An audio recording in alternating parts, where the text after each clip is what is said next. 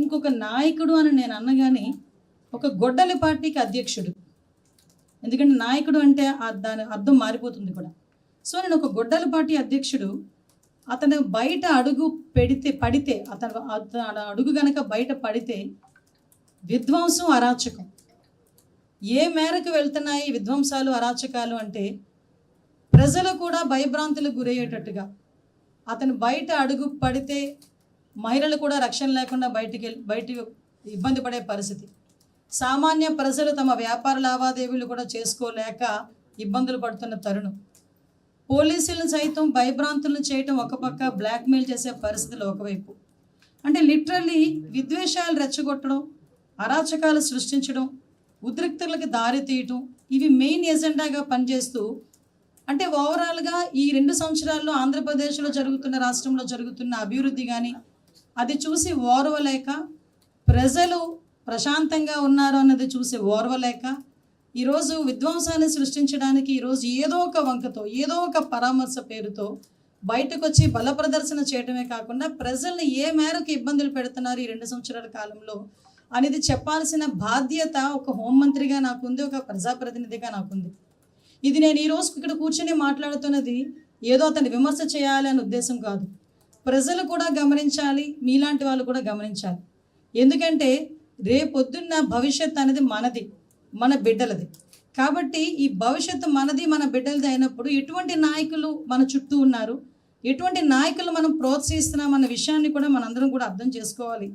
ఇది ప్రజాస్వామ్యం. మీరందరూ అడగచ్చు, ఏంటి బయటికి రాకూడదా? ఎస్, రావచ్చు, ఎందుకు రాకూడదు? ఇది ప్రజాస్వామ్యం. మేము ప్రతిపక్షంలో ఉన్నప్పుడు మేము ధర్నాలు చేసాం, మేము ప్రతిపక్షంలో ఉన్నప్పుడు మేము రోడ్ల మీదకి వచ్చి నిరసన తెలియజేసాం. కానీ మేము నిరసన తెలియజేసినా, మేము ధర్నాలు చేసినా ఒక పర్పస్. కానీ ఈరోజు సూటిగా అడుగుతున్నా, మీ ద్వారా, ప్రజల ద్వారా, ఆ గొడ్డలిపాటి నాయకుడిని కూడా ఈరోజు ప్రజాస్వామ్యం బాధ్యతగా కంపల్సరీగా మీరు బాధ్యతాయుతమైన ఒక క్వశ్చన్ అడగండి, బాధ్యతాయుతమైన ఒక విమర్శ చేయండి. మేము ఈరోజు చెప్పడానికి సిద్ధంగా ఉన్నాం, గవర్నమెంట్ ఈరోజు సిద్ధంగా ఉంది గవర్నమెంట్ చెప్పడానికి.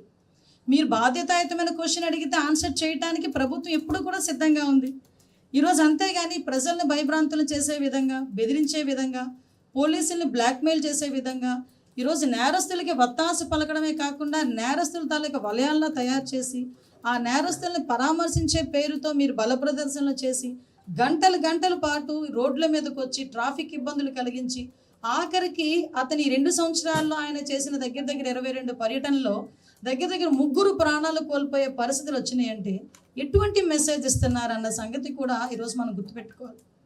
జగన్మోహన్ రెడ్డి గారి సభలకు వచ్చేటువంటి లేదా ఆయన భద్రతను గాలికి వదిలేసినటువంటి పోలీసులు మీ పతనాన్ని ఆపగలరా చంద్రబాబు నాయుడు గారు? మీ సునకానందం తప్పితే ఏముంటుంది? జగన్మోహన్ రెడ్డి గారు ఉద్దేశపూర్వకంగా పోలీసులను ఎడతయారు చేశారు అంటే ఉద్దేశపూర్వకంగా భద్రత ఉండకూడదు, అవాంఛనీయ సంఘటనలు జరగాలి. నారా చంద్రబాబు నాయుడు గారు, లోకేష్ నాయుడు గారు పోలీసుల్ని పోలీసులుగా కాకుండా వారి యొక్క ప్రైవేట్ సైన్యంగా ఇవాళ తీసుకోవటం, అంటే వాటిని ఆ రకంగా వాడుకోవటం అనేది ఇది ప్రజాస్వామ్యానికి వెన్నుపోటు కాదా అని అడుగుతున్నాను. వ్యవస్థల్ని నిర్వీర్యం చేయటం కాదా, దిగజార్చడం కాదా పరిపాలనని? జగన్మోహన్ రెడ్డి గారి భద్రత మీద తగు జాగ్రత్తలు తీసుకోవాల్సినటువంటి రాష్ట్ర డీజీపీ బాధ్యతగా వ్యవహరించరు, పట్టించుకోరు. కనీసం ఒక సంఘటన జరిగితే మరుడు సంఘటనకైనా డీజీపీ సంబంధిత ఎస్పీలని ఏంటే అది ఆ బాధ్యత లేకుండా అని చెప్పి మందలించాల్సింది పోయి ఎస్పీలను ఉద్యోగం చేయనివ్వకుండానే చూస్తున్నారని చెప్పని లోకం కోడైకి వస్తుంది. ఈ రెండేళ్లలో ఎన్నిసార్లు డీజీపీ గారికి అనేక మార్లు అర్జీలని, ఫిర్యాదుల్ని కేంద్రానికి పంపించాం, కేంద్ర హోంశాఖకు పంపించాం. మరి డీజీపీకి ఎన్నిసార్లు చెప్పినా కూడా చెవిటివాడి ముందు శంఖం ఊదినట్టే ఉంది. అయ్యా, రాష్ట్ర మాజీ ముఖ్యమంత్రి Z+ కేటగిరీలో ఉన్నటువంటి ఒక ప్రజానాయకుడికి భద్రత ఈ రకంగా లోపాలు కనపడుతున్నాయి, గాలికి వదిలేస్తున్నారు జిల్లాలో ఉన్నటువంటి ఎస్పీలు అని చెప్పని ఎన్నిసార్లు ఇప్పటికి రాస్తే ఇవన్నీ చూడండి. ఇవన్నీ ఏంటి?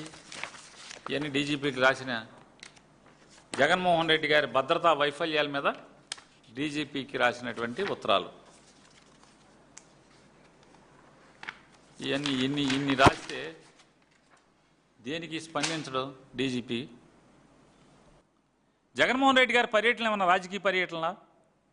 పార్టీ సభ్యత్వాల కోసం వెళ్తున్నాడా, లేదా జగన్మోహన్ రెడ్డి గారు పార్టీ వాళ్ళని కలవటానికి వెళ్తున్నాడా?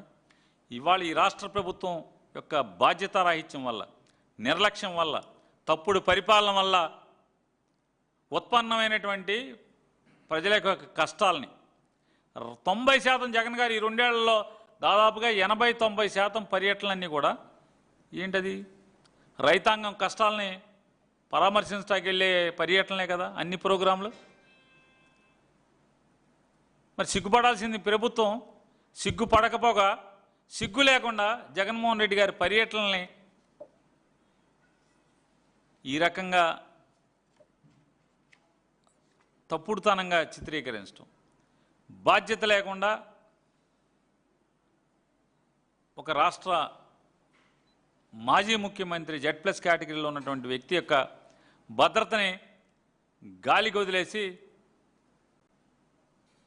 ఇవాళ మీ ప్రభుత్వం తీరు ఎట్లా ఉంది? దున్నపోతు తీరుగా లేదా అని అడుగుతున్నాను.